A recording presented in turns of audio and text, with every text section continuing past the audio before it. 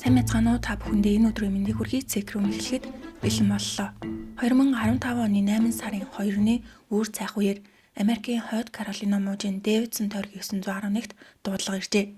Сайн мэн уу, намайг Том Мартинс гэдэг, надад тусламж хэрэгтэй гэх дуудлага байв. Том ахмиг насны эрэхтэй тэрээр сонин зүйлээс нь ихэвчлэн 911 руу яаралтай бөгөөд аюултай нөхцөл байдалд орсон хүмүүс сандарч үг хэлж чадахгүй, эсвэл шоконд орсон байдаг. Гэтэл Том маш тайван хоолойгоор өөрийн нэр хаягийг тодорхойлжсэн нь 911 руу анх удаа ярьж байгаа юм шиг сонсогдоогүй. Оператор, танд ямар тусламж хэрэгтэй вэ гэж асуухад миний охины нөхөр, өөрөөр хэлэх юм бол хүргэн охинтой маань муудалцсан. Би тэднийг салгах гэж гад хүргэнийхээ толгой руу зогчлоо гэдэг. Тэрээр үнэхээр тайван байв. Оператор хэргийг бүртгэж авахдаа хин нэгэн толгойдоо цохиулаад ухаалцсан байна гэж бодсон ч аврагчид ирэхэд тэдэнд хийж чадах зүйл юу ч байсангүй. Толгойдоо цохиулсан хүргэнийг Джейсон гэдэг бөгөөд аль хэдийнэ нас барсан байв. Аврагч Джейсний цогцыг зөөхөр толгойг нь зөөлөн өргөхөд хуруу нь гавлын ясан дотор нь шууд орж тархины эдэс нь гадагшаад сувж урссан байна. Энэ нь бейсболын цохиураар ганц хоёр удаа зогсон биш, харин зориуд алхаар зохиж хөнөөсөн overkill буюу хүч хэрэглэсэн аллага байв. С ижигтэн 2 хүн байсан бөгөөд тэдний нэг нь 911 руу ярьсан Джейсний хадам аав 65 настай Том, нөгөөх нь Джейсний эхнэр 31 настай Молли. Гэвч хоёулаа хэргийн газарт байсан ч байрвчлагдаагүй. Учир нь тэднийг аргагүй хамгаалт хийсэн байж магадгүй гэж үзжээ. Тэгвэл энэ гэр бүлд яг юу тохиолдсон юм бол? Хэрэг Хойд Каролина мужийн Дэвидсон тойргийн Meadowsland гэх газар гарсан. Жохо өвөрмөц тосгон бөгөөд гольфийн талбай яг хажууд байшин байна. Америкт маш түгээмэл байдаг чинэлэг хүмүүсийн амьдардаг тансаг хотгонд тооцогддог. Мэдээж гэмт хэргийн гаралт багтай аюулгүй бүс нутаг байтал яг энд аимшигтай аллага гарчээ. Эхлээд аав охин хоёр цагдаагийн газар руу очиж өөр өрөөнд байцаалт өгчээ. Том Мартинс өөрийгөө танилцуулахдаа би холбооны мөрдөх товчооны агентаар ажиллаж байгаа тэтгэвртэй гарсан хүн. Тэр дотроо гэмт хэрэг мөрдөх тусгай багт байсан бөгөөд байцаалт авах мэрэгчлэлтэн байсан гэжээ. Бүр Том хуулийн сургууль төгссөн хуульчин эрэхтэй тэрээр маш тайвнаар кофе ууж болох уу, хаанаас нь эхлэх вэ гэсэн уур амьсгалтай өөртөө маш ихтэй байлаа. 2015 оны 8 сарын 1-ний оройн 8:30 үед Том болон түүний эхнэр Шэрон охиныхоо гэрт иржээ. Анхнаасаа охинтойгоо уулзахаар цаг тохирсон байсан гэж мэдүүлсэн ч хөршөөх нь хэлснээр тухайн өдөр Том хөршөөдтэйгээ уулзахаар тохирсон байсан ч Том надад яаралтай ажил гарчлаа. Уулзаж чадахгүй дараа уулзъя гэд цагаа цуцалжээ. Тэгээд машинаар 4 цаг тавхиж охиныхоо гэрт оройн 8:30-д ирсэн байна. Ямартай ч хосууд гэрт ирэхэд Молли, хүргэн Джейсон, мөн тэдний хүүхдүүд болох Сэра, Джек нар гээд нийт 6 хүн байжээ. Энэ өдөр Том Зэн нартаа өгөхөөр бэлэг авчирсан ч энэ бэлгийн дараа нь маргаан дагуулдаг. Джекэд зориулж авсан зүйл нь бейсболын цохиур, Сэрад зориулж теннисний цохиур авчээ. Гэвч энэ нь хүүхдүүдийн аавыг хөнөөсөн аимшигтай зэвсэг болсон. Нэгтгээд үзэх юм бол Том Шернер анхны тохирсон уулзалтаа цуцлан охиныхоо гэрлүү яран очив. Замдаа спортын марааны дэлгүүрээр орж хүүхдүүдэд өгөх бэлэг авсан нь бейсбол болон теннисний цохиур. Гэрт орж ирсэн ч бэлгийг шууд өгөлгүй дараа нь өгөхөөр охиныхоо гэрт нуусан. Энэ өдөр Том Шернер зойр доторх зочны өрөөнд унтаж, Джейсон Молли хоёр нэг давхрын өрөөндөө, Джек Сара нар хоёр давхар тус тусын өрөөндөө унтжээ. Гэтэл Моллигийн мэдүүлснээр үүрийн 3 цагийн үед охин Сэра нь хосуудын унтжээс өрөөнд орж ирээд ээжээ би хар дараад байна гэсэн болохоор Сэрагийн өрөөнд очиж охиноо унтуулчаад буцаад ирэхэд Джейсон сэрээд үүрээр яах гэж гарч байгаа юм бэ? Нойр сэргийжлээ гэж уурлан маргаан улам ширвэссэн. Энэ үед зойронд унтжсэн хадам аав Том сэрж нэг давхрын хосуудын унтлагын өрөөрөө өксөхдөө ачтаа өгөх гэжсэн бейсболын цохиураа бариад өгсөн байна. Тэгээд унтлагын өрөөний үүдэнд ирэхэд өрөөн дотор ноцолдох дуу гарч исэн тул Том сандарч хаалгыг нээхэд Джейсон охин Моллигийнх нь хоолойг хамаг хүчээрээ боож исэн гин. Джейсон тайвширхын оронд хадам аавыгаа хараад Моллиг улам чанга боож угаалгын өрөөрөө чирэн би өнөөдөр энэ эмэгтэйг ална гэжээ. Тэрээр өмнө нь мөрдөгч байсан хүний хувьд Джейсон чи их бухимдсан байна, гараа буулга гэж тайвшруулахыг хичээсэн ч зогсох шинжгүй байсан учраас эцэст нь Том охин маань үхгэнэ гэж бодоод гартайсан цохиураараа Джейсний толгой руу зогчээ. Гэвч нэг удаагийн цогтолтоор Моллиг тавьсангүй. Дараа нь хэд хэдэн удаа дараалан зогсон ч Джейсон охины хоолойг боосоор лив. Тиймээс Том аргагүй ирэхэнд Джейсний толгой руу хэд хэдэн удаа хүчтэй зогсны дараа Джейсон ухаан орох шиг болж Моллиг тавьснаа Том руу дайран цохиурыг булааж авахар хадам аавынхаа гарыг мушгиж ширүүн зодтолдож эхэлжээ. Том хамаг хүчээрээ Джейснийг шал руу чулуутахад Джейсон цохиурыг аваад Томыг зохиход бэлэн болсон. Одоо нэг ойлгомжгүй зүйл гарч ирнэ. Молли орны хажуугийн шүүгэн дээрээс нь тоосгыг авч Джейсний толгой руу зогчээ. Гэвч гэрт бүр унтлагын өрөөнд яагаад тоосго байсан бол үүний дараа Том цохиураа эргүүлж аваад аав охин хоёр нэг нь бейсболын цохиураар нэг нь тоосгоор ээлжлэн олон удаа зогсон байна. Хэдэн удаа зогсноо санахгүй байгаа гинэ. Энэ бол Молли олон Томыг мэдүүлсэн мэдүүлэг. Гэвч мөрдөн байцаагчид энэ үнэхээр аргагүй хамгаалалт мөн үү гэдэгт эргэлзэж эхэлсэн. Учир нь цогцолон хэргийн газар хизээж худлаа ярьдаггүй. Хэргийг хариуцсан прокурор би 30 жил ажиллахдаа ийм аимшигтай хэргийн газрыг анх удаа харж ийн гэж хэлсэн. Шүүх эмнэлгийн задлан шинжилгээ хийхэд ердийн үед хэдэн удаа автуулсан шархны гүн нь тэдэн сантиметр эсвэл хүнд зүйлээр цохиулж хэдэн гэмтэл авсан гэж гардагч Джейсний гэмтэл тоолж барахааргүй олон байлаа. Нэг зохиулсан газар дээрээ дахин зохиулсан тул яг хэдэн удаа зогсныг тогтоож чадаагүй. Бүр хэргийн газар дээсэн ширээ хевсэн дээр Джейсний гавлын ясны хэсгүүд унсан байсан бөгөөд таазан хүртэл хэд хэдэн хэсэг нь наалцсан байжээ. Дараа нь Джейсний гэр бүлийнхэн энэ мэдээг сонсоод Ирландаас яаралтай нисэж ирсэн. Цагдаа болон оршуулган газрынхан цогцыг харахгүй байсан дээрх гэж зөвлөх хэмжээний аимшигтай. Том байцаалтын үеэр Джейсон бокс тоглодог тусгай хүчин байсан. Тулааны урлагаар хичээлдэг учраас би түүнийг дийлэхгүйгээ мэдээд цохиураар зогсон гэж мэдүүлжээ. Гэвч Джейсний ойр дотны хүмүүс тэр цэрэгт ч явж байгаагүй. Тулааны урлаг боксоор хичээлдэг байсныг хинч мэдгүй гэцгээдэг. Цагдаа нар Томоос тухайн өдөр бейсбол болон теннисний цохиур яагаад авсныг нь асуухад зүгээр л хүүхдүүдэд өгөх бэлэг байсан.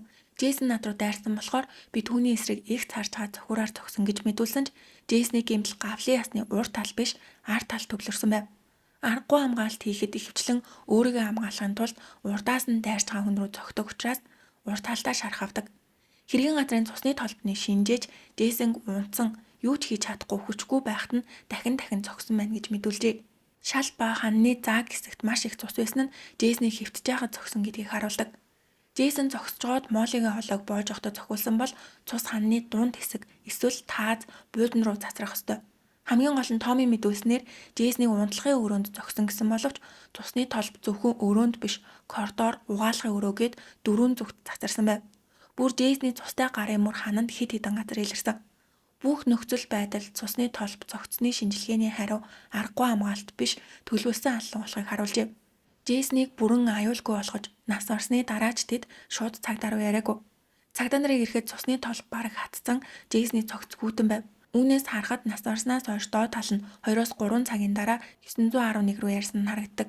Гэтэл 911-ийн ажилтан Джейснийг амьсгалж гин үү гэхэд Том мэдгүй байх гэж хариулжээ. Ингээд Том операторын заавраар CPR хийсэн ч Джейсний биед CPR хийсэн мөр огт байгаагүй. Ер нь насанд хүрсэн эрэгтэй хүнд CPR хийхэд маш их хүч шаардагдаж амьсгаад дийм байна.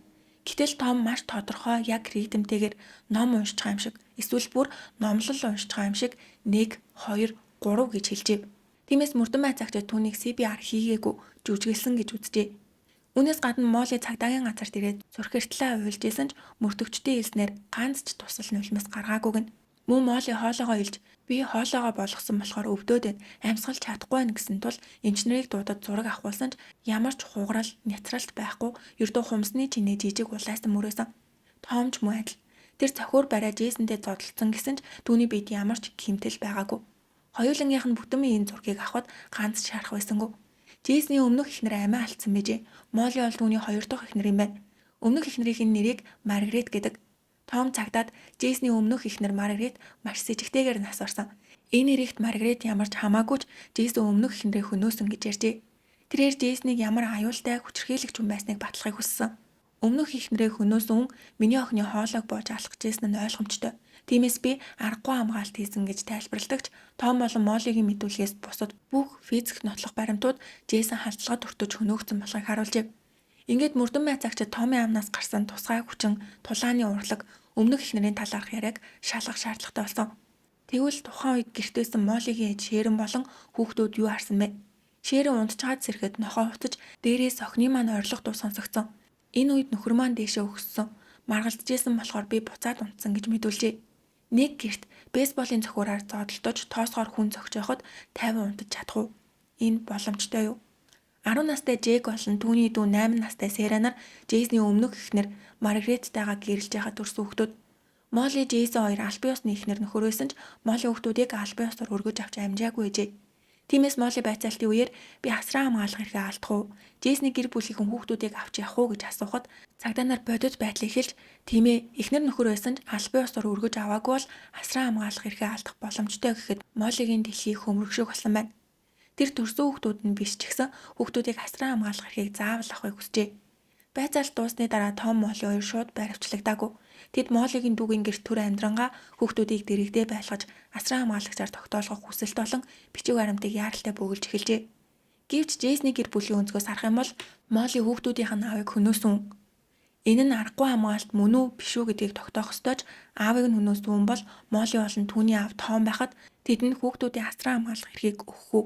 Ямар ч тач тэд өргөж авах хүсэлтэд бичсэн байсан бөгөөд Джейсэн амьд зэрүүн байхдаа намайг нас барах юм бол хүүхдүүдийн асран хамгаалагчаар миний эгч Трейси болон хүргээ ах Дэвид нарыг томилно гэж үтсэн мэжээ. Тиймээс хууль зүйн хувьд Молли асран хамгаалах хэрэг авах боломж бараг л байхгүй ч хүүхдүүдийг яаж ийгээд өөрөө өсгөх гэж өргөж авах аргуудыг хайсаарав. Энэ оронд эгч Трейсийн Ирландаас Америк руу нисж ирээд Молли руу залгасан ч утсаа авсангүй. Трейси би хүүхдүүдтэй заавал уулзах хэрэгтэй байна гэж мессеж өгсөн ч Молли үгүй уулзах боломжгүй гэж эрс татгалзжээ. Мөрдөн байцаагчид хүүхдийн тусгай байгууллагт ярилцлага хийжээ. Джек Сера хоёроос юу арсан талаар нь асуухад тэд яг цээжилсэн юм шиг саадгүй ярддаг. Ялангуяа Джек аав ээж рүү орилсон. Өвөө зохиор авч ирэхэд аав зохиорыг нь булааж аваад өвөөг зогсон. Аав дандаа ээжд уурладаг. Гэрлээ унтраагаагүй ахт нь хүртэл уурладаг. Аав аймар хүн байсан. Уурлахаараа ээжэд хүчрхийлэл үзүүлдэг гэсэн гэжээ. Энэ хүн 10 настай. Ер нь бол аав ээжийг зогсон хараасан гэж ярихаар байтал биеийн ах бодийн болон сэтгэл санааны хүчрхийлэл гэдэг үгийг ашигладаг. 8 настай Серач муу адил аав ээж рүү дандаа ойрлж зогтдог байсан.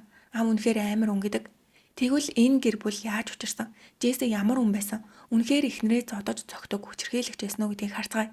Джейсэн Корбет 1976 оны 2 сард Ирландын Лимерик хотод Джон Рита нарын гэрт төржээ.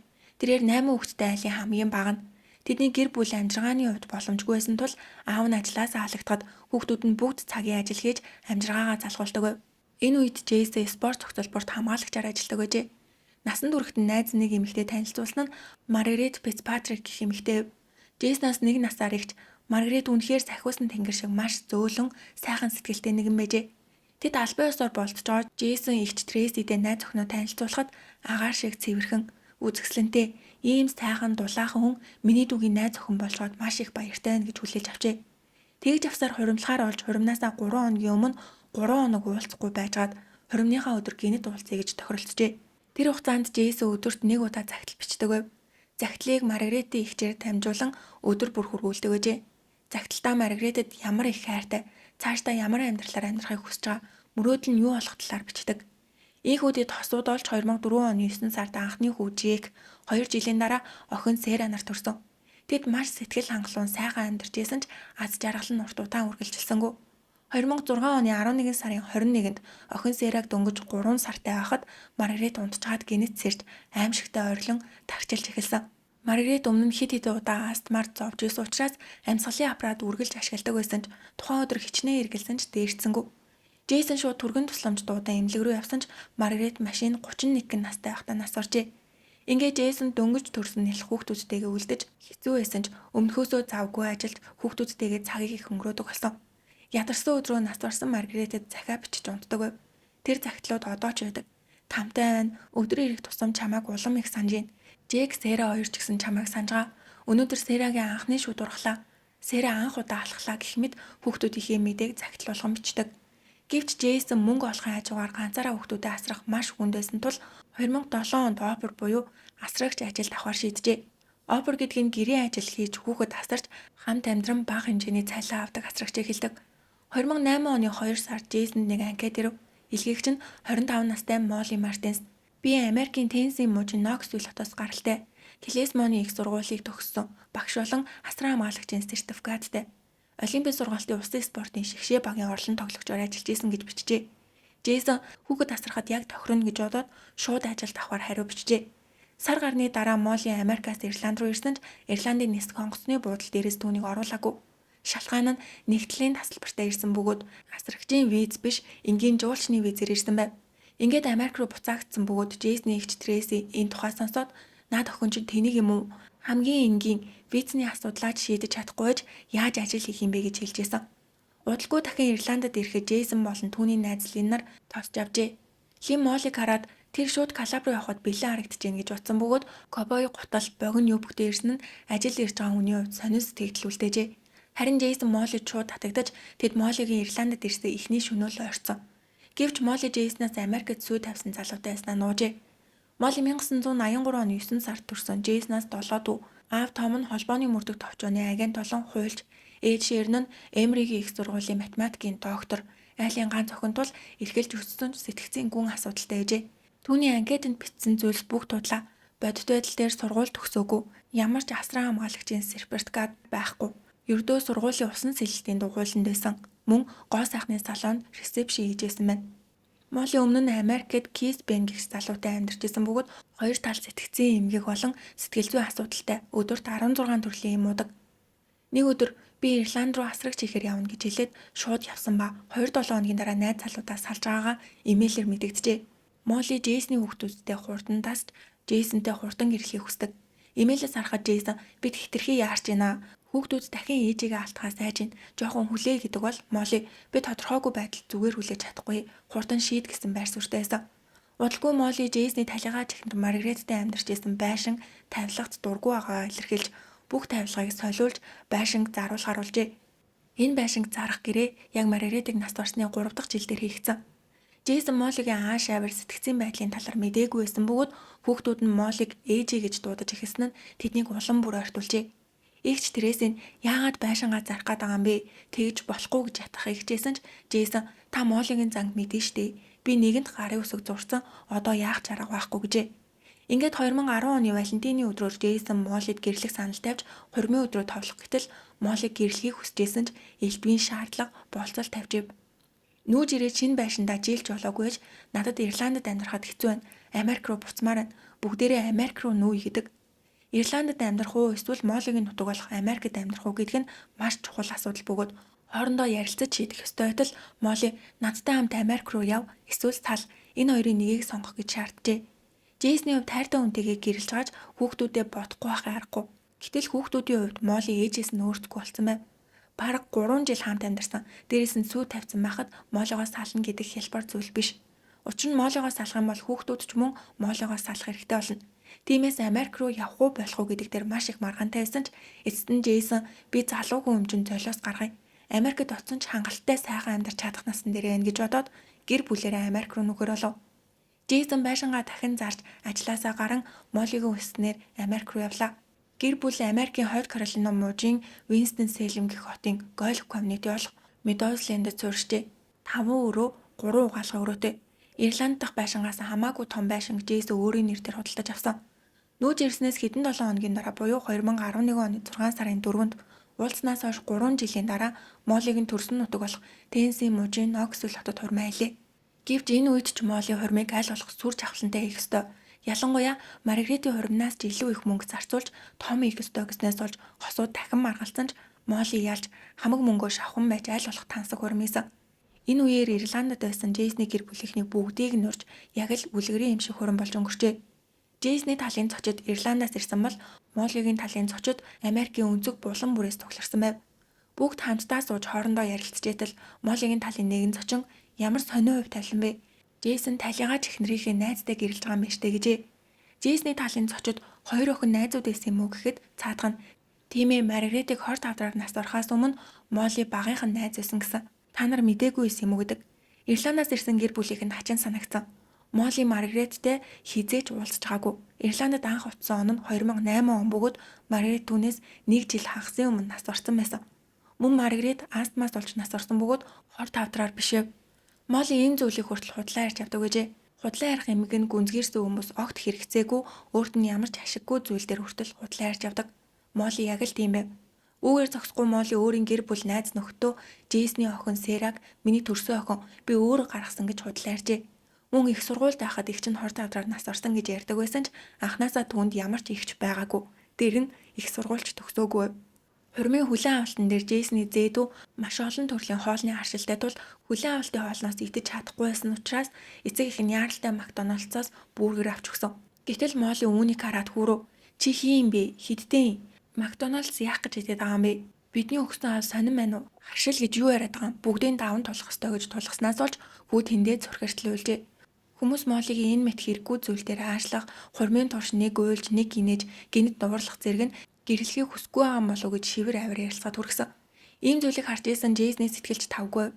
Хурмын турш царайнд барааж сэтгэл нь тавгүй байсныг Джейсний хамгийн дотны найз Пол нь гадарлаж Хурим дуусаад хосууд лимузин суух ёстой байтал Пол Джейсний гараас татхан одоо ч оройтойгүй байна. Чи заавал тэр машинд суугаалгүй шүү гэхэд Джейсон гүнзгий амьсгаа аваад хүүхдүүдээс маань ээжийг нь хоёр дахь удаага авч чадахгүй нэ гэж хэлээд лимузин суужээ. Ямар ч тач Джейсон аргагүй ирэх нь гэрэлж байгаа нь маш тодорхой харагдчихэв. Гисэн ч дөрүүлээ боломжийн сайхан амьдарч ялаа. Хүүхдүүд Моллиг ээжээгээд маш сайн байсан тул Джейсон тэр нь л хангалттай. Мөн Молли сургалтын усан байсанд цагийн насгалжуулагчаар ажиллаж Джейсон сав баглаа бодлын үйлдвэрт менежерхийн их мөнгө олдог бөгөөд тэдний гэр бүл гольф комьюнити дотроо ч нэлээд алдартай байсан. Молли Джек Сера хоёрыг хууль ёсоор өргөж авах хүссэн ч Джейсон эрс эсэргүүцэн болохгүй гэдэг. Үүн шалтгаан байсан нь гэрэлсний дараа Моллитой ойрт тусам энэ эмэгтэй үнэхээр ойлгохдохгүй таавар мэт санагдах болжээ. Бүр ихч Трейсидээ салмаар байгаагаа хэлсэн. Ихчээ, Молли ам нэх бүртээ худлаа ярьж байна. Бас хүүхдүүдэд улам бүр донтож байна. Молли надад сайндаа биш, ерөөсөө л хүүхдүүдээс олж надтай гэрэлсэн юм шиг байна гэжээ. Молли хүүхдүүдийг хаашаа чавсан дагаж юу хийж байгааг нь алхам тутамд нь хянаж хамгийн гол нь яагаад намайг албан ёсны ээж болгож өгөхгүй байгаа юм бэ? Бид гэрэлцэн штэ гэх гомдол нь улам томордог. Гэрэлснээс хойш 3 жилийн дараа буюу 2014 оны эцсээс Джейсон бусад гэр бүлийнхэндээ ил тод хэлж би удахгүй Ирланд руу буцна гэдэг. Онгоцны нислэг сонирхож хуульчтай хүртэл зөвлөлтөн бид салуул асран хамгаалах эрхийг мэдээж бие аавны эцтэй гэж асууж ижээ. Мөн Молли хүүхдүүдийг аваад зогтчихъя гэж айсандаа хүүхдүүдийн паспортыг нуусан. Ингээд 2014 оны 100 сарын баяраар Молли Флорида руу хамаатныхаа урманд явхаар болж Джейсон ч нэгэнт явж байгаа юм чинь круз аялалд яваад ир хүүхдүүдийг бие харж ийгээд Молли аялалдаа явжээ. Джейсон одоо л цагна гэж одон Ирланд руу явж хүүхдүүдтэйгээ амьдрах байшин сонирхож яаж нүүх төлөвлөгөөгөө гаргачаад буцаж ирсэн. Энэ үед хосуудын харилцаа маш муу байсан нь ойлгомжтой. Джейсон Моллиж хэрүү андаж уурлаж эхэлсэн тэрээр эмчид очиж би сүүлийн үед ямар ч шалтгаангүйгээр генет уурлаж савлаад байна гэж хэлсэн байна. Тэр өөрөө ч миний сэтгэл санаа нэг л биш вэ гэдгийг гадралсан тул эмнэлэгт очсон. Сүүлд Моллигийн мэдүүлснээр энэ үед би Джейсний сэтгэл зүйн болон бие махбодын хүчирхийлэлд өртөжсэн гэсэн ч үнэхээр сэтгэл зүйн болон бие махбодын хүчирхийлэлд өртөжсэн бол яагаад цагдаагийн газарт мэдэгдээгүй юм бол? Учир нь иймэрхүү зүйлийг хэдэн удаа мэдэгдэжсэн бэ гэх баримт маш чухал байдаг. Гэвч тийм уул мөр огт байсангүй. Мэдээж гэр бүлийн хүчирхийллийн охирогчдод өшөө хавалтаас айх эсвэл гэр бүлийн асуудлаа бусдад дэлгэхээс ичгтээ цагдаад мэдэгдэхгүй тохиолдол олон байдаг ч Моллигийн хувьд нотлох баримт байхгүй. Ялангуяа бие махбодын хүчирхийлэлд өртсөн бол эмнэлэгт очиж гэмтлийн зэрэгээ тогтоолох байсан. Тэгжээж дараа нь асран хамгаалах эрхийн маргаан гарахад түүнд ашигтай болох байв. Ажлын газрынх нь нүртэл Моллигийн биед ямар ч хөхрөөлт шарах байгаагүй. Харин эсрэгээрээ Молли Джейснийг олон нийтийн газрыг ичгүүртэй байдалд оруулж хамаагүй үг хэлжсэн гэж мэдүүлсэн найз нөхд нь маш олон гарч ирсэн. Ингээд Джейсон Ирланд руу буцах бэлтгэлээ нэг нэгэнгүү базааж дуусгах үедээ бусдын гарт амиа алджээ. Джейсний задлан шинжилгээний арга дэлгэрэнгүй харуул толгойдоо авсан хүн цохилтуулмаас нас орсон. Толгойдоо олон тооны язралт, урагдалт, няцралттай. Гавлиас бүхэлдээ асар том хэмжээгээр хагарсан бөгөөд ялангуяа дагдсны хэсэг нь бүрэн өөрч бутарсан. Шүүх эмнэлгийн эмчийн тогтоосноор Джейснийг нас орсны дараа шалан дээр унсан байхад нь нэмж хэд хэд удаа цогжээ. Мөн маш чухал хор судлалын шинжилгээний арга гарсан. Энэ ариунаас олж Том Молли хоёрыг худлаа ярьж ийн гэж сэжиглэхэд хүрсэн байна. Том Молли хоёр Джейсон өмнөх өдөр маш их архиуд цогтоод унтсан. Бүр мансуурсан байдалтай хадам аавынхаа өөдөөс аашилжгаад унтсан гэж мэдүүлсэн ч Джейсний цусан дах спиртний хэмжээ 0.2% заажээ. Энэ нь Хойд Каролина мужид жолоо барихыг зөвшөөрдөг хэмжээ юм байна. Джейсон 110 кг жинтэй маш өндөр бадруун залууд бол 0.2% согтолтой үедээ ааш зангаа алтгаар өмбишээ. Түүнчлэн Джейсний биеэс тразодон гэх эм илэрчээ. Энэ нь депрессийн эсрэг эм бөгөөд уухад сэтгэл санааг тайвшруулж нойр үргэдэг. Тиймээс зарим эмчнэр нойргуудлын эсрэг жороор бичиж өгдөгч энэ эмийг Джейсон биш Молли өөрөө удаг гэжээ. Мөрдөн байцаагчид энэ бол аргагүй хамгаалалт бишээ. Харин аав охин хоёр зориуд Джейсний хөнөөхөөр төлөвлөж хоолнд нь эсвэл уух зүйлд нь тразодон хийж уулгасан байж болзошгүй гэж сэжгэлжээ. Эхэндээ Джек Сара хоёр Моллигийн дүүгийн гэрт сар орчин байж Молли асран хамгаалах хэрэг төр авчижсэн бөгөөд Джейсний хууль ёсны өв залгамжлагч Трейси хүүхдүүдийг авах гэж араас нь хөөцөлгөөд Молли орс сурггүй алга болсон. Бүр цагдаагийн газарт Трейси хүүхдүүдийг хулгайлах гээд байна гэж хурамч дуудлага өгчээ. Джейсний оршуулга Америкт болоход Моллигийн гэр бүлийнхэн Джейсний төрсөн гэр бүлийнхнийг огт ойртуулахгүй хамгаалагч өсөлсөн. Бүр Джейсний цогцыг хэн хүлээж авах вэ гэдэг дээр Молли Трейси хоёр ширүүн маргалцсан. Молли Америкт оршуулах ёстой манай гэр бүл энд байна гэдэг бол Трейси Ирланд руу авч явж төрсөн нутагт нь хөдөөлүүлнэ гэсний эцэст Трейси оршуулгын бүх зардлыг өөрөө хариуцахаар тохиролцсны үндсэн дээр Джейсний цогцыг Ирланд руу авч явж чаджээ. Энэ нэрийг Ирландад маш том дуйлаан тарьж манай эргэн Америкт бусдын гарт амиа алдчихад хахад алуурчт нь баривчлагдахгүй байх хэмээн иргэд тэмцэж Америкийн засгийн газарт шахалт үзүүлж эхлэв. Шүүхээс хүүхдүүдийн асран хамгаалах эрхийг Трейси болон түүний нөхөр Дэвид нарт олгож хүүхдүүдийг Ирланд руу авчижээ. Хүүхдүүд Моллигоос салахдаа маш их уйлж шаналсан. 8 настай Сера Трейсигээс "Ихчээ, би яагаад аав ээжигээ 3 дахь алдаж байгаа юм бэ?" гэж асуухад Трейсигийн зүрх зүсэгдэх шиг болж хүүхдүүдийн тусгай асран хамгаалагчийн сургалтанд сууж бүх хайраараа өсгөхөөр шийдсэн. Джейсон нас барснаас хойш 4 сарын дараа Том Молли хоёр баривчлагдсан байна. Тэднийг 2 дугаар зэргийн аллага болон санамсаргүй хүний амнаас охироосон ирэхээр шүүхэд шилжүүлж хүүхдүүдтэй харьцахыг хатуу оргилжээ. Гэвч 2016 оны 1 сард 10 настай Джек Моллиг маш их санаж нууцаар залхан "Ээжээ, би Джек байна. Энэ бичлэгийг задруулж болохгүй шүү. Би таныг маш их санаж байна. Хайртай шүү. Бидний төлөө үргэлжлүүлэн тэмцээрэй" гэж дуут мессеж үлдээжээ. Молли энэ бичлэгийг шууд цахим орчинд цацаж "Хүүхдүүд маань миний талд байна" гэж өнгөрдөг. Энэ явдлыг харсан Джек "Би ээжийг нууцлж өгөөрэй" гэж яхад яагаад амлалтаа биелүүлэхгүй байгаа юм бэ гэж гайхан өөрөө аавынхаа эргийг бигдаан судалж эхэлжээ. Үннийг мэдэж авсан хүү Америкийн прокурортой видео дуудлага хийж үнэндээ аавыг нас барсны дараа бидний өгсөн мэдүүлгийг зориуд цээжлүүлж хэлүүлсэн. Аав ээжийг хизээч цохиж хүчирхийлж байгаагүй хэмээн мэдүүлгээ бүрэн буцаажээ. Серач мөн сүүлд баримтат кинонд 18 наснда оролцохдоо аав маань Моллиг нэг ч удаа цогцгоогүй. "Бид Моллигоос салгаас айсандаа хэсэг үгийг дагдаг байсан. Бидний аав хамгийн сайн аав байсан" гэж үннээ хэлсэн байна. Джек мөн Моллигийн зан ашийн талаар "Нэг удаа аавыг томилтоор явхад би ааваа ажилдаа сайн аваад ирээрээ хайртай шүү" гэж хэлэхэд Молли уурлаж миний өрөөний бүх хувцсыг шалаар нэг цацаж "Яагаад хайртай гэж хэлж байгаа юм бэ" гэж загнадаг байсан юм мэдүүлжээ. Ингэж хүүхдүүдийн хуурамч мэдүүлэг шүүхийн нотлох баримтаас асагдав. 2017 оны 7 сарын 17-нд Том Молли нарын шүүх хурал эхэлсэн. Шүүх хурлын өмнө Молли ABC телевизэд ярилцлага өгөхдөө "Джейсон манай гэр бүлийн хүчирхийлэгч байсан" гэж мэдүүлсээрээ "Би тоосгоор Джейсний толгой руу зохиогүй байсан бол аавт хоёр хоёулаа амиа алдах байсан. Охин нь үхэж байхад аав нь яаж зүгээр араа сууж чадах юм бэ? Аргагүй хамгаалалт хийж байхад тийм зүйл болсон юм" Молли мэдүүлснээр шүүх хурал эхлэв. Гэвч Молли болон Томми уулзад ямар ч нотлох баримт гаргаж өгч чадсангүй. Харин прокурорын талаас маш ашигтай нотлох баримтууд дэлгэсэн. Хамгийн ихэнд Джейсний бүрэн өөрч хөнөөгдсөн цогц, хэргийн газарт байсан цагдаа аврагчдын мэдүүлэг, цусны толбны шинжилгээний хариу, хүүхдүүдийн мэдүүлэг. Энэ бүхэн Том Молли хоёрыг Джейснийг зориуд хөнөөсөн гэдгийг харуулж илаа. Прокурорын зүгээс тэдний гэмт хэрэг үйлдсэн маш чухал хоёр сэтлийг дэлгэв. Нэгт асран хамгаалах эрх. Джейсон Моллигоос салж хүүхдүүдээ аваад Ирланд руу буцахаар бэлтжижсэн. Молли хүүхдүүдийг өсгөх боломжгүй болох тул тэдний асран хамгаалах эрхээс олж Джейснийг хөнөөсөн. Хоёрт даатгалын мөнгө. Джейснийг нас барах үед $600,000 амь насны даатгалын нөхөн төлбөр гаргахаар байсан. Шүүх хурал 4-7 хоног үргэлжилсэн ч тангарахны шүүгчид ердөө 3 цагийн дотор шийдвэр гаргажээ. Шүүхийн шийдвэр Том Молли хоёр хоёулаа гэм буруутай. Тангарахны шүүгчид Джейсон аимшигтай хүчирхийлэлд өртсөн. Довтлогоо нь анх аргагүй хамгаалалт байсан байж болох ч тодорхой агшнаас эхлэн аргагүй хамгаалалтын хязгаарыг давж хүний амь нас охироосон гэмт хэрэг болсон. Молли Том нар тухайн үед хэргийн газраас тухтах бүрэн боломжтой байсан ч өөрсдийн хүслээр үлдэн үргэлжлүүлэн товтолж Джейснийг үхэлд хүргэсэн гэж дүгнжээ. Молли Том нарт тус бүр 25 жилийн хоригдох 20 жилийн дараа тэнсэн судлагдах боломжтой ялгаано. Төлөвлөгөө дааллага биш санамсаргүй хүний амнаас охироосон ирэхээр гэм буруутай тооцогдсон тул бүх насаар нь ойрхолоос мултарсан. Тухайн үед 10 настай байсан Сера, 12 настай Джек нар болон тэдний аав эгч нар аавынхан төлөө шударгаас тогтсонд маш их баяртай байсан. Ялангуяа Серагийн хувьд одоо л нэг сэтгэлийн шархан нанж эхлэх шиг болсон гэж ярьжээ. Гэвч шүүх ажиллагаа дуусаагүй. Молли Том хоёр давд заалтах шүүхэд дахин шүүх хурал хийх хүсэлт гаргажээ. Шалтгаан нь хүүхдүүдийн аав ээжийг нь цогсон гэж мэдүүлжсэн видео бичлэгийг анх нотлох баримтанд оруулсан ч сүүлд хүүхдүүд мэдүүлгээсээ буцснаар хассан. Үүнээс олж шүүгдэгчид ашиггүй шүүх хурал боллоо гэж үзжээ. Учир нь тэр бичлэг дээр аав ээжийг цогсон, хараасан, ууралсан гэх зүйлээс гадна өөр нэг чухал зүйлээс нь хэргийн зэвсэг болсон тоосгоны тухай. Прокурорын талаас Молли хэрэг үйлдэх зэвсгийг урьдчилан биелсэн байсан. Унтлагын өрөөний шүүгэн дээр яагаараа тоосго гэдэг юм бэ гэж ялсан. Гэвч хүүхдүүд тэр бичлэг дээр тэр тоосгон дээр бид зураг зурж байшингийнхаа гадаа чимэглэл болгон тавих гэжсэн. Тэгээд гадаа бороо орсон болохоор гэртээ оруулж тавьсан гэж ярьсан байжээ.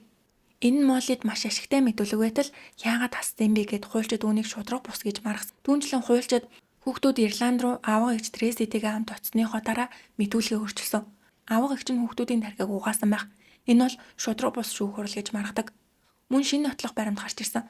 Джейсон нас барахаас 2-7 хоногийн өмнө нэмлэг татсан бөгөөд эмчид би ямар ч шалтгаангүйгээр гинэт хүмүүс рүү уурлаад байна гэж хэлжээжээ.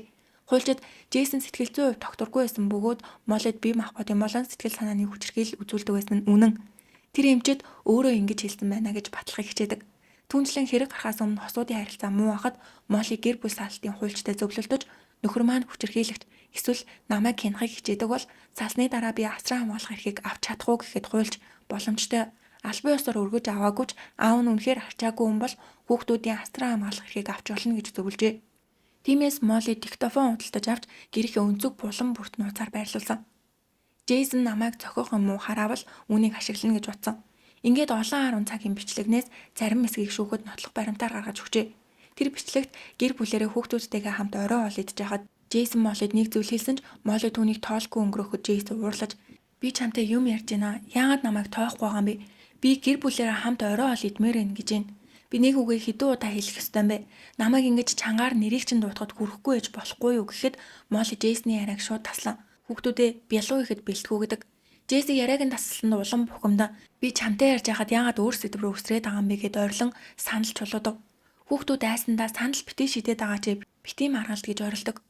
Өөр нэг бичлэг Джейсон Моллид "Нэг удаа чи хүүхдүүдийг аваад цухтана гэж хэлсэндээ" гэхэд Молли "Үгүй би тэгж хэлээгүй." Джейсон "Би ч гэсэн чиний хэлсэнтэй адил зүйл хийж чадна. Би ч гэсэн хүүхдүүдийг аваад цухтаж чадна. Чамаас өөр нь би үүнийг үнэхээр хийж чадах хүн шүү" гэж ууралж хадуу бичигджээ.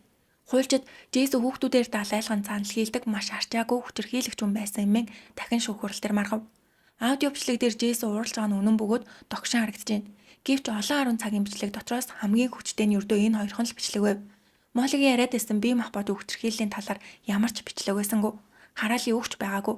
Ердөө уурлаж сандал шийдсэн явдал байлаа. Мэдээж энэ нь зөв биш. Түүнчлэн хуульчид Джейсны өмнөх эхнэр Маргаретийн нас барсан явдлыг дахин сүгдэг. Үнэн дээр Маргаретийн нас барсан явдал энэ эрэгтэй огт хамаагүй ч хуульчдын хувьд Джейсон бол эхнэрээ зоддог гэр бүлийн хүчирхийлэгч гэдгийг онцлохыг хүссэн. Тэр нь нотлох баримт байгаа гэсэн бөгөөд энэ нь Джейсон Моллитэй гэрлсний дараа Маргаретийн эцэг их Америкт хүүхдүүдтэй уулзгаар иржээ. Том энэ үед тэд Джейснийг өөрсдийнх нь охин Маргаретийг хөнөөсөн гэж боддог гэж ярьж хэлснийг сонссон гин. Тиймээс Томын уулж Маргаретийн нас барсан эргийг наривчлан ухаж шүүх эмнэлгийн дүгнэлтийг олж авчээ. Үнийг нэгэн шинжээчэд үзүүлэхэд астмаас илүүтэй хэн нэгэн хоолойг нь боож амийг нь хөнөөсөн байж болзошгүй гэх дүгнэлт гаргасан ч энэ дүгнэлтийг гаргасан шинжээч нь Маргаретийн цогцыг бичлэн хараагүй. Дахин задлан шинжилгээ хийгээгүй. Ердөө хуучин тайланг уншчаад гаргасан санал. Тэгвэл хуульч дахин шүүх хурал дээр энэ шинжээчийг авчирч мэдүүлэг өгүүлэх ёстой ч авчирсангүй. Тэр шинжээчийн нэр хэн болох, хаана ажилладаг талаар ямар ч мэдээлэл өгөлгүйгээр ердөө л миний асуусан шинжээчийн дүгнэлтээр Маргарет астмаар биш хоолоогоо болгож нас барсан байж магадгүй гэж ганц үг чулуудаад өнгөрчээ. Гэтэл Маргаретийн шүүх эмнэлгийн тайланд хүзүүний эргэн тойронд ямар ч гадны шарах нэвтрэл байхгүй гэж бичигдсэн байв. Хоолойг нь боосон бол шарах заавал байх ёстой. Гэтэл огт байсангүй. Өнөөх нэргүй шинжээч амны хөндөө хоолойн дотор талд шарах байж болно. Нотлох баримт байхгүй ч тийм байх боломжтой гэж хэлээд өнгөрчээ. Түүнчлэн тухайн үед Маргаретийн эгчийн бичсэн мэдүүлгийг дэлгэсэн. Маргарет нас барах үед гэрт түүний эгч Кэтрин байшингаа засчихсан учраас дүүхий гэрт түр амьдарчгаад энэ явдал болсон. Кэтриний мэдүүлэгт дүү маань нас барахынхаа өмнө "Эгчээ би үхэхээс маш их айж байна. Би үхэж гин" гэж орилсон гэж бичигдсэн байв. Хуульч үүнийг хараад Маргарет хоолоогоо болгосон даруйдаа нас бараагүй. Эхлээд хоолоогоо боолгож тарчилжгаад 1 цаг орчмын дараа нас барсан гэдэг. Гэхдээ ийм байх боломжтой юу? Анх болоход Маргареттэй холбоотой энэ бүх яриаг шүүх дэмий яриа гэж үзэн нотлох баримтаар хүлээж авсангүй. Сүүлд Маргаретийн эгч Кэтрин баримтат кинонд ярьслага өгтөө дүүгийнхээ амиа алдахыг өөрийн нүдээр харсан тэрээр Джейсон тухайн үед дүүг маань аврахын тулд байдаг чадлаараа чин сэтгэлээсээ хичээж исэн хэмээн үннийг хэлсэн байдаг. Маргаретийн эцэг их охин маань нас барахад Джейсон хамаатай байж магадгүй гэж хэлсэн. Түүнийг Том сонссон гэж батлаарсан ч сүүлд тэдний гэр бүл бид хизээч тийм зүйл яриаггүй гэж эрс үгүйсгэжээ. Бүр дараа нь асуудал үүсгээс сэргээлж 2016 онд энэ талаар албан ёсны нотлохоо үйлдүүлж нотротоор баталгаажуулж авсан байдаг. Сүүлд Том би Ирланд акцентыг сайн ойлгохгүй буруу сонссон юм шиг байна гэж булцсан ч эцэг охин хоёр Маргаретийн эргийг дахин шүүхтээр ашиглахаар шийдсэн байжээ. Гэвч энэ эрэг шүүхийн нотлох баримт болж чадаагүй учраас хуульчид Моллигийн хүзүүндэх шарах болон хэрэг гарах үед шээс алдсан явдлыг ашиглахаар оролдов.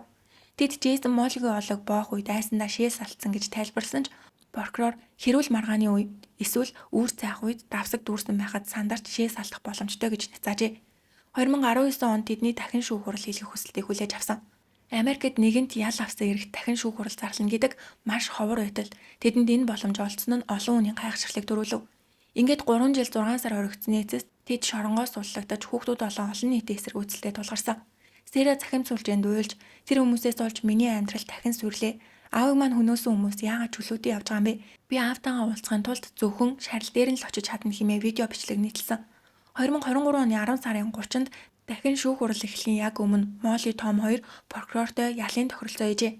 Тэд санамсаргүй хүний амнаас сохиросон гин буруугаа хүлээж шүүх хурлын процессыг алгасан шууд ялаа сонсохоор болов.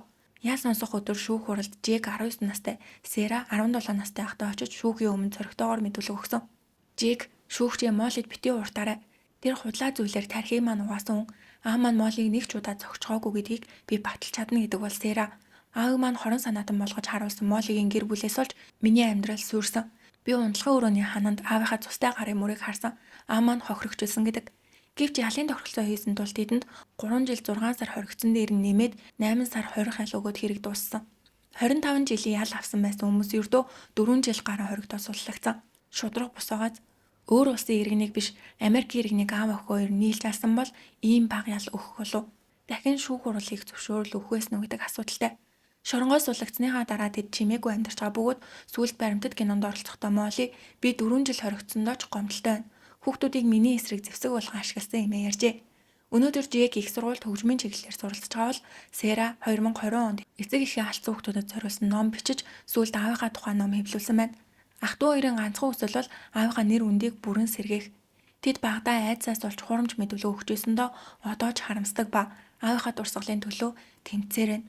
Ямар ч тач өнөөдрийн хэрэг маань энэ үрээд дууслаад таалагдсан бол сувгтаа лайк болон subscribe дарахаа бити мартаарай. Дараагийн бичлэгээр уулзтлаа. Түр баяртай.